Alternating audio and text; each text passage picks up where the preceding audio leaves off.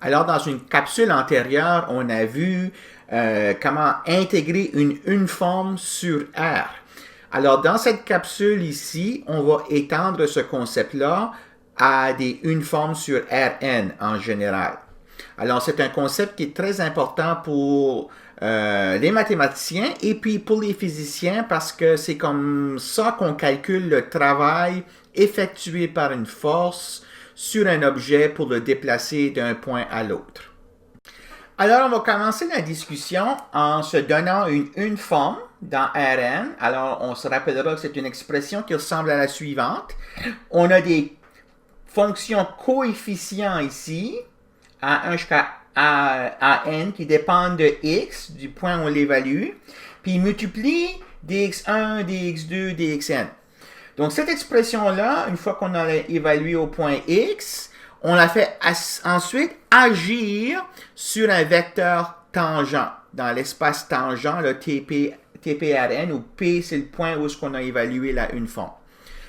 Ensuite, on va avoir une courbe C dans Rn qui va être paramétrée par un chemin, soit que la paramétrisation nous est donnée ou qu'on a choisi une paramétrisation. Et puis la question qu'on va se poser dans ce capsule ici, c'est quoi? Qu'est-ce que ça veut dire ce signe ici? Qu'est-ce que ça veut dire de calculer l'intégrale de la une forme oméga selon la courbe C? Donc la construction qu'on va faire est complètement semblable à celle qu'on a déjà faite plusieurs fois, c'est-à-dire qu'il fait intervenir essentiellement une somme de Riemann et ensuite on passe à la limite pour définir l'intégrale. Alors ce que j'ai, c'est l'intervalle AB ici, j'ai le chemin C, et puis l'image de AB par C, c'est cette courbe ici. Donc, essentiellement, ce que je vais faire, c'est donner un sens de l'intégrale curviligne de oméga sur cette courbe ici. Donc, je vais diviser l'intervalle AB en plusieurs sous-intervalles de largeur équidistante. Alors, la largeur d'un sous-intervalle, c'est delta t. Et puis, je vais regarder ici, par exemple, voici le point C de TJ, et puis voici ici le point C de TJ plus 1 en général. Alors, je vais avoir n différents points qui sont sur cette courbe ici, donnés par l'image de C minuscule, là, des points que j'ai en rouge ici. Alors, ce que je vais faire, c'est que je vais regardez un vecteur ici, le vecteur tangent à la courbe au point C de TJ. Alors, ce vecteur tangent-là, je vais l'appeler C' de TJ, puis je vais le multiplier par delta t. Je vais l'allonger ou le rétrécir selon la grosseur ici du delta t. Hein, ça, c'est ce qu'on faisait quand on avait l'approximation linéaire. Hein. On avait cette expression ici qui apparaissait. Donc, je vais prendre une forme oméga. Je vais l'évaluer d'abord au point C de TJ. OK? Donc, je l'évalue à ce point ici, c'est-à-dire que je remplace X dans la formule ici là, par les valeurs des coordonnées sur ce point ici. Donc ça maintenant, c'est une forme qui agit sur des vecteurs liés au point C de TJ. Mais ceci, là, c'est un vecteur lié au point C de TJ. Hein, donc ce vecteur ici, c'est un vecteur lié au point C de TJ. Donc ça appartient à l'espace tangent T, C de TJ, Rn. Donc, on va faire agir cette une forme ici sur le vecteur C'TJ delta t. Donc, ça va nous donner un nombre. Puis, ce nombre-là, ça va être la valeur de la une forme au point C de TJ agissant sur ce vecteur ici. Puis, je vais faire la somme de toutes les contributions sur tous les points en rouge. OK? Puis ensuite, je vais prendre une limite quand delta t tend vers 0, n tend vers l'infini. Puis c'est ça que je vais considérer comme étant l'intégrale curviligne de oméga sur la courbe C.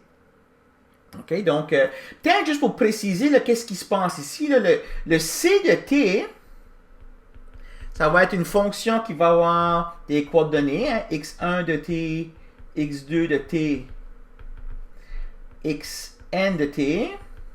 Alors ça apparaît ici. Je vais aussi avoir besoin de C'. Hein, C' apparaît dans la formule ici. Donc je vais avoir C' de t, ben ça va être tout simplement les dérivées composante par composante. x1', x2', jusqu'à xn' de t.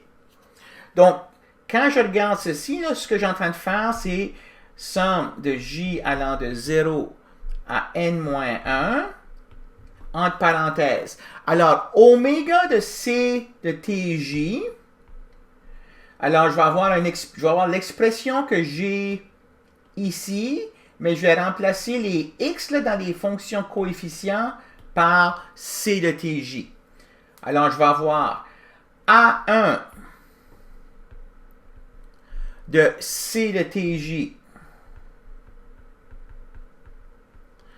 fois dx1 appliqué sur le vecteur C' de TJ delta T plus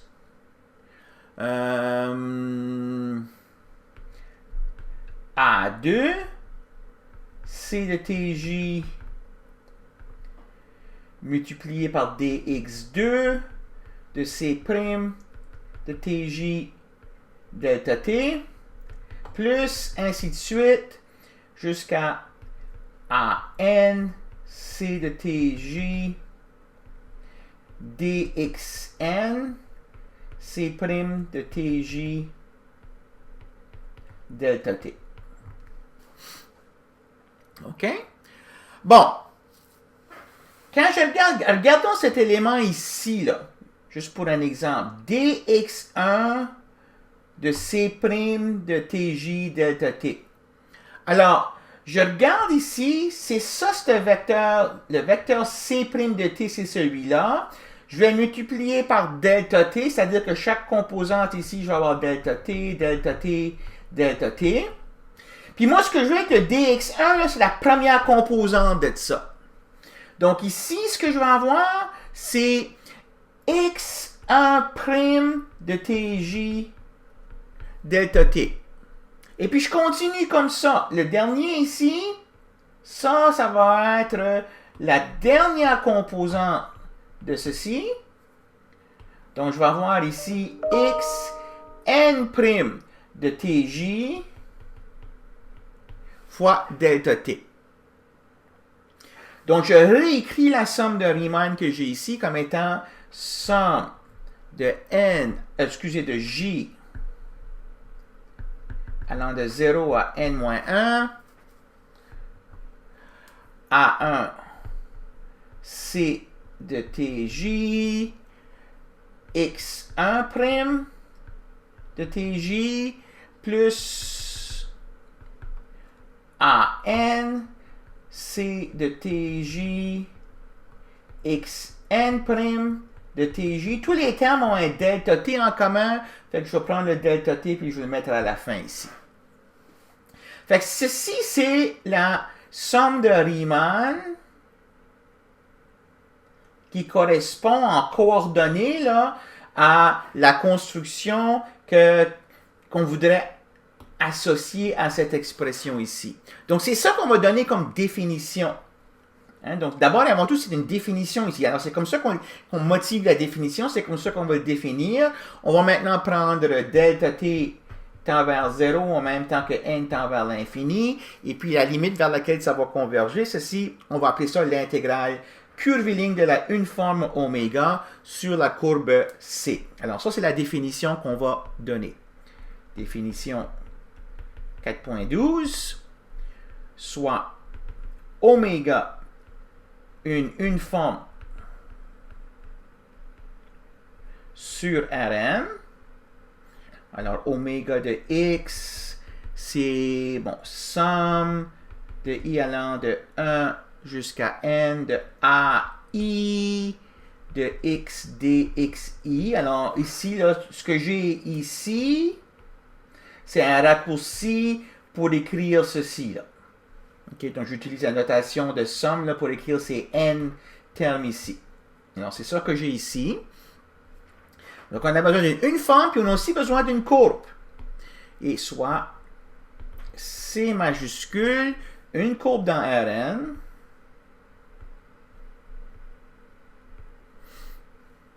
une courbe dérivable, je ne l'écris pas ici, là, mais parce qu'on va calculer les dérivées, il faut qu'elle soit dérivable, paramétrée par C minuscule qui va de AB dans Rn. Alors C de t à n composantes, x1 de t, x2 de t, xn de t. On définit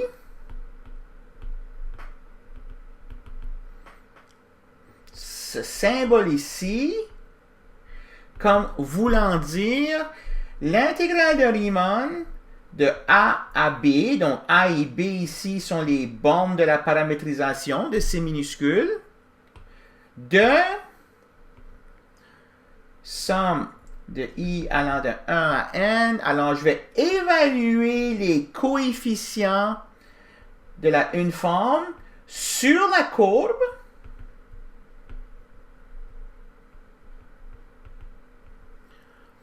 puis je vais les multiplier par xi' de t dt. Okay, donc tout ceci, là, quand je vais calculer ça, là, ça va être une expression où il y a juste des t. Puis je vais faire une intégrale sur t pour t entre a et b. Okay, donc un autre raccourci ici, là, si je veux éviter là, de l'écrire en coordonnées, c'est de l'écrire de la manière suivante. C'est oméga évalué sur la courbe et qui agit sur le vecteur tangent à la courbe. Puis ça ici, on appelle ça C étoile de oméga de t, puis c'est une forme de tiré en arrière, ça aussi.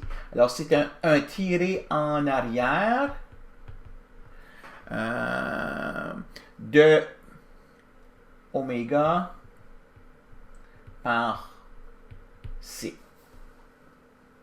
OK, alors, ça c'est abstrait comme définition. On va faire un exemple. Vous allez voir essentiellement là, que c'est facile. C'est juste de remplacer les expressions là, aux bons endroits dans la formule. Alors, l'exemple, en fait, j'ai deux exemples, mais je vais le diviser, là. Je vais en faire un dans cette capsule ici, puis l'autre, je le ferai à la capsule suivante parce que je vais m'en servir de ce deuxième exemple-là pour motiver un nouveau concept. Donc, ici, on va prendre une forme,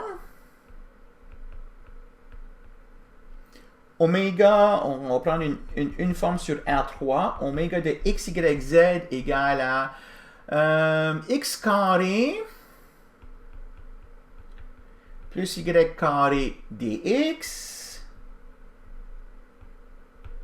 plus x fois y dy plus dz, et puis c, l'hélice paramétrée par c de t égale à cos t sin t pour t allant de 0 à pi. Calculer l'intégrale sur cette courbe-là de une forme oméga. OK?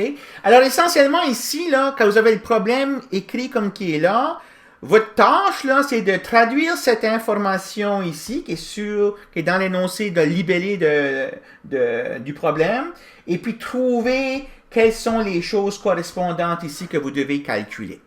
OK? Donc, on va avoir besoin des coefficients de une forme. Donc, ça, c'est le A1. Ça, c'est le A2, puis le A3, ben, c'est 1 qui multiplie des Z ici. Donc, on a besoin d'aller chercher d'abord et avant tout cette information-là. Donc, on va écrire ici A1 de x, y, z, c'est égal à x carré plus y carré. A2 de x, y, z, c'est x fois y, puis A3 de x, y, z, c'est 1. OK?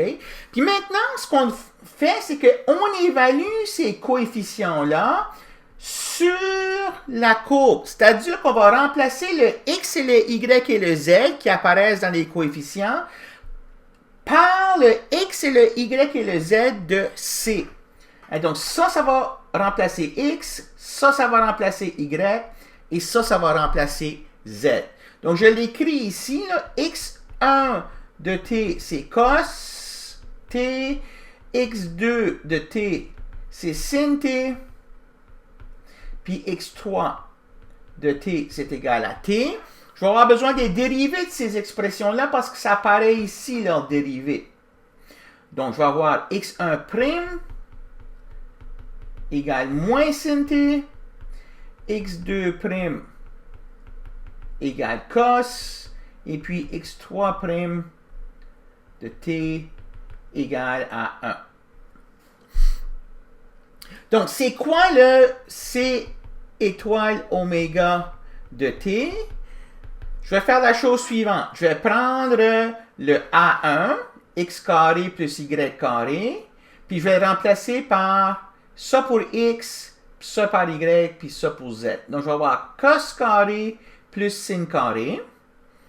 Donc, j'ai cos carré t plus sin carré t. Et puis, je vais le multiplier par x1' de t. Donc, je prends les a, i, puis je les multiplie par xi'. Donc, je prends a1, je l'évalue sur la courbe, puis je multiplie par moins sin t. Plus, là, je le fais pour a2. Alors, a2, c'est égal à ça. Alors, je remplace x par cos, y par sin, z par t. Alors, je vais avoir cos t fois sin t. Donc, plus cos t fois sin t. Multiplie par x2' par cos t.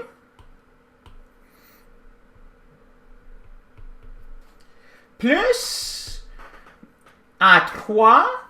A3, c'est 1. OK, fait que ça va être 1, là, peu importe ce que j'ai ici pour x, y, z, c'est la constante 1. Alors, plus 1 fois x3'. x3', c'est 1. Donc, plus 1 fois 1. Plus 1 fois 1. Donc, je simplifie maintenant. Bon, cos carré plus sin carré, ça, je sais que c'est égal à 1.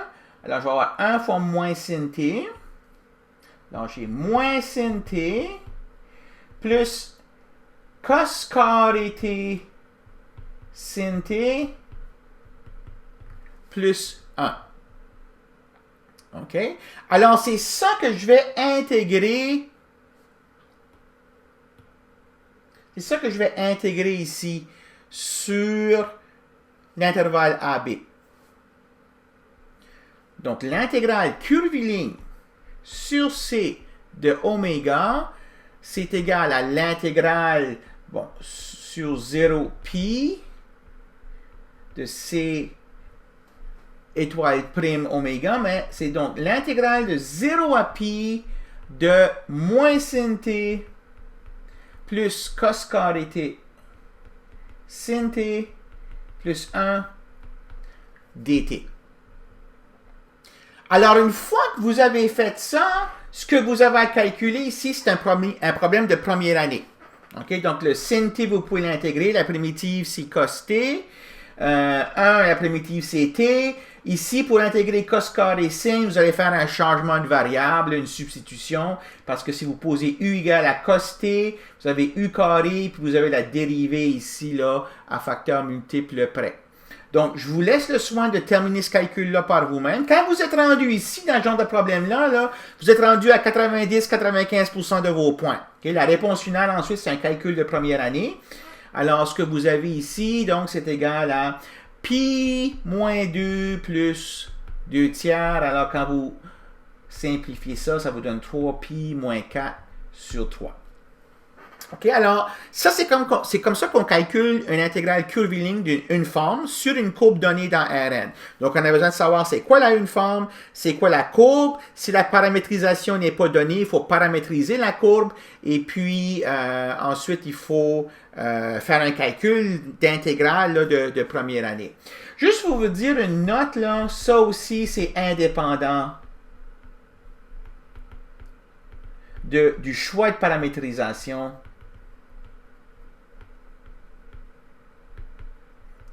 de la courbe C. Donc, si vous êtes deux personnes qui font le même calcul avec des paramétrisations différentes pour la même courbe, vous devriez avoir la même réponse à la fin. Les calculs intermédiaires sont peut-être différents, mais à la fin, vous devriez avoir la même réponse. Alors, il y a tout plein de problèmes comme ça, semblables à ça, pour vous essayer dans la liste des problèmes suggérés. Je vous conseille d'en essayer autant que possible. Puis à la prochaine capsule, on va continuer, mais avec une vue d'œil un peu plus différente par rapport à ce concept ici.